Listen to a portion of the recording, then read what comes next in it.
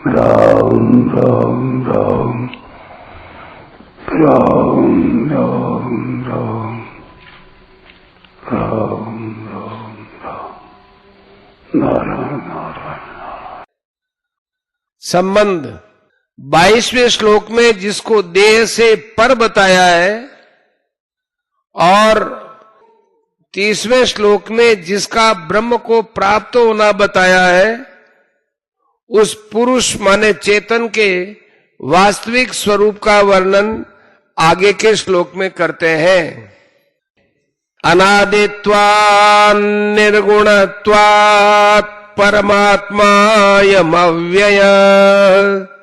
शरीरस्थोऽपि कौन्तेय न करोति न लिप्यते।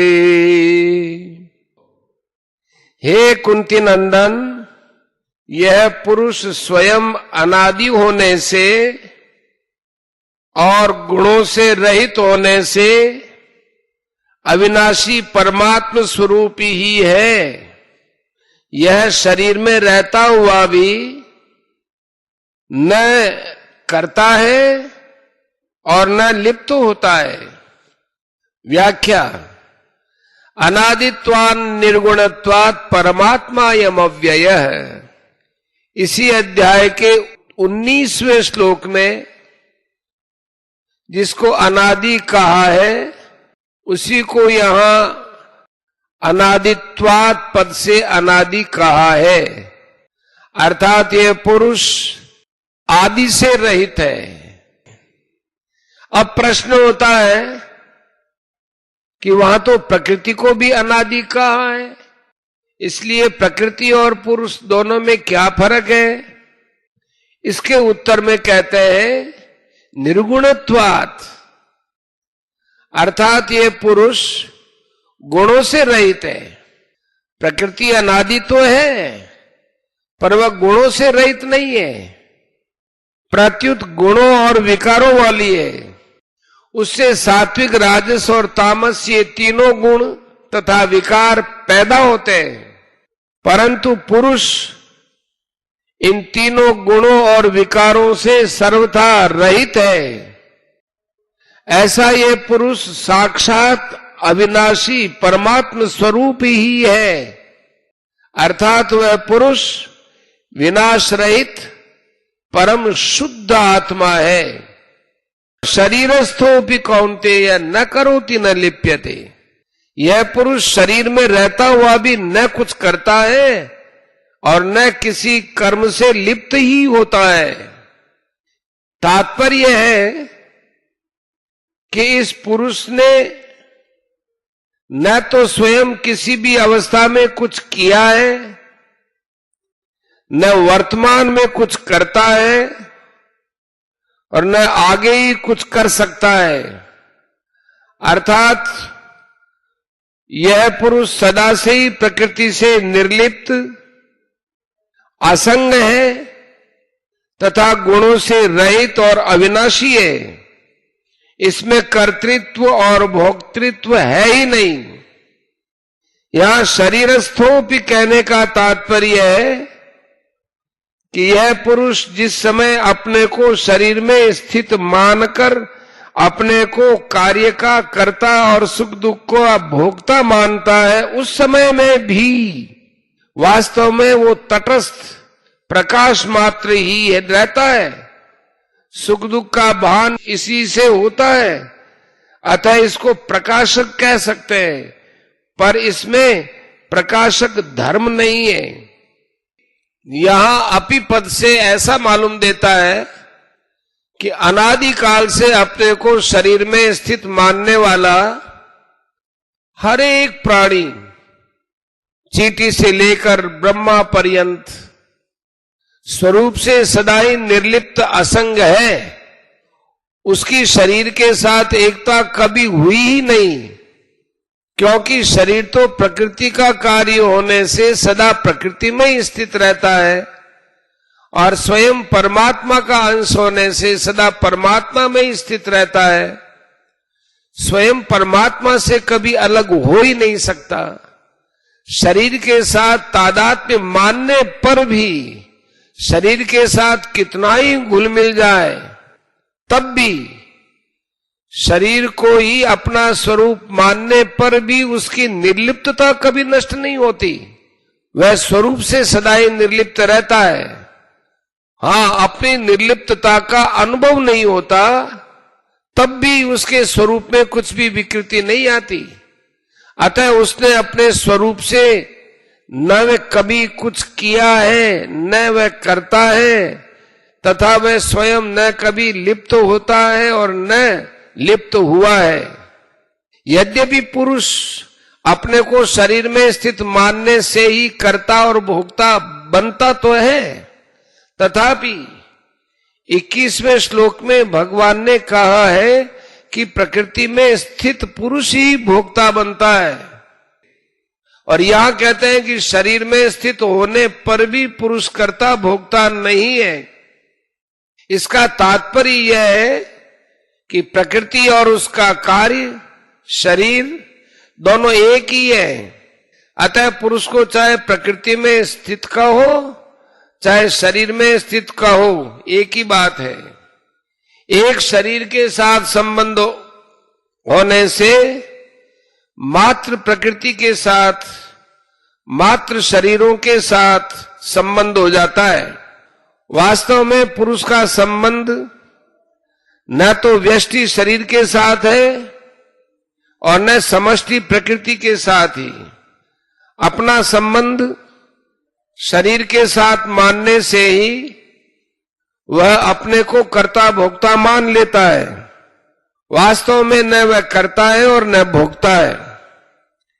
परिशिष्ट भाव, पुरुष अनादि है पर शरीर आदि वाला है। पुरुष निर्गुण है पर शरीर गुणमय है। पुरुष परमात्मा है पर शरीर अनात्मा है।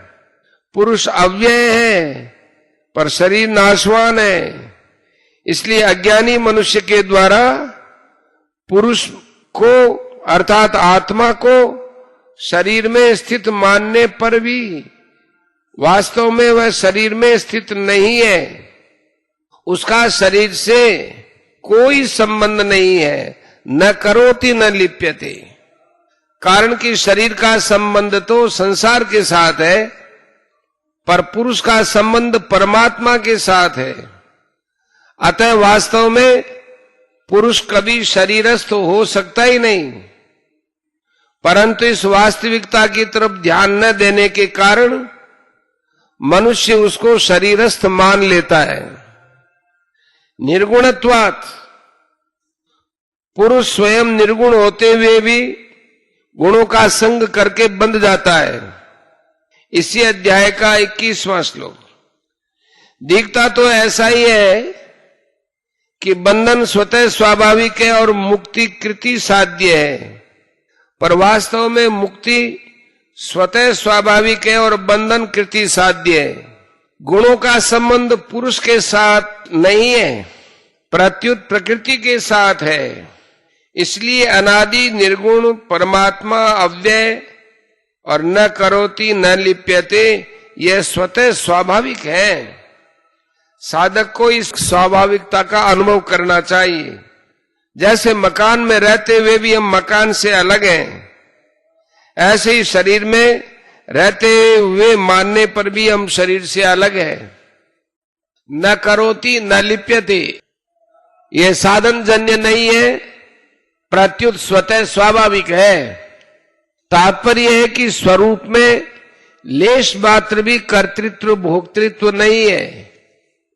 यह स्वतः सिद्ध बात है, इसमें कोई पुरुषार्थ नहीं है और इसके लिए कुछ करना भी नहीं है।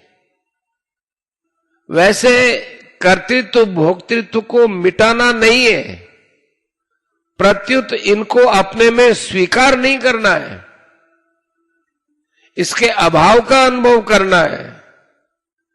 क्योंकि वास्तव में ये अपने है ही नहीं। इसलिए साधक को अपने में निरंतर अकर्तृत्व और अभोक्तृत्व का अनुभव करना चाहिए। अपने में निरंतर अकर्तृत्व और अभोक्तृत्व का अनुभव होना ही जीवन मुक्ति है। इसी को गीता ने स्मृति प्राप्त होना कहा है। नष्टो मोह स्मृति लब्धा 1873। अगर स्वरूप कर्ता और भोक्ता नहीं है तो फिर ये कर्ता भोक्ता है कौन, ये विचार किया जाता है। पहले ये विचार करें कि कर्ता कौन है। शरीर कर्ता नहीं है, क्योंकि ये प्रतिक्षण अभाव में जा रहा है। मन बुद्धि चित्त तथा अहंकार, ये 4 करण है, इनको तो अंतःकरण कहते हैं। यह अंतःकरण कभी कर्ता नहीं है, क्योंकि करण तो कर्ता के अधीन होता है, परंतु कर्ता स्वतंत्र होता है। स्वतंत्र कर्ता, पाणिनि व्याकरण।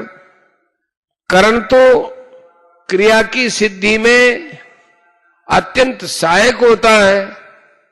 साधक तमम करणम, पाणिनि व्याकरण में।